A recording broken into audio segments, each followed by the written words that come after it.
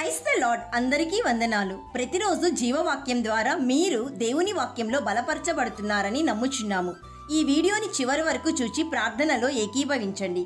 దేవుని కృప మీకు మీ కుటుంబానికి తోడుగా ఉంటుంది. అలాగే వీడియోని అనేక మందికి షేర్ చేయండి, లైక్ చేయండి, సబ్స్క్రైబ్ చేయండి.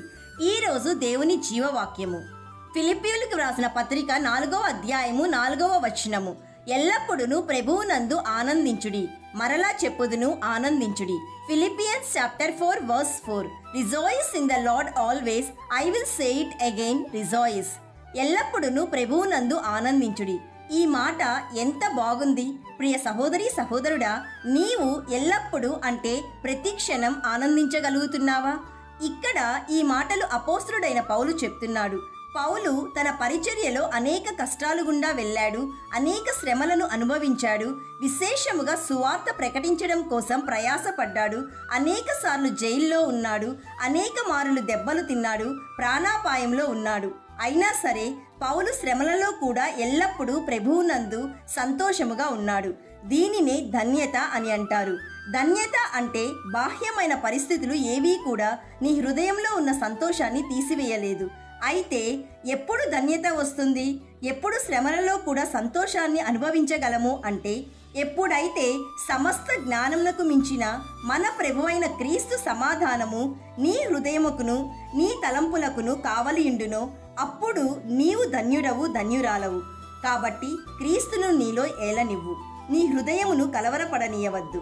నీవు కృంగిపోవద్దు, భయపడవద్దు. ప్రభువు చెప్తున్నాడు, ఈ లోకంలో నీకు శ్రమ వస్తుంది, అయినను ధైర్యము తెచ్చుకో, ఎందుకంటే ప్రభువు లోకంను జయించి ఉన్నాడు.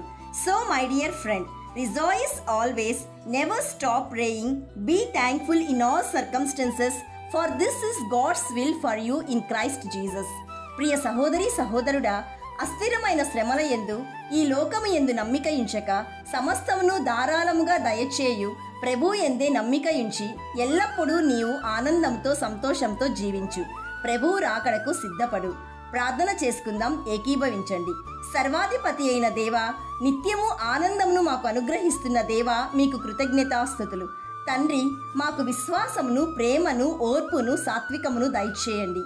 మీ సమాధానమును మాకు కావలి ఉంచమని ప్రార్థిస్తున్నాము.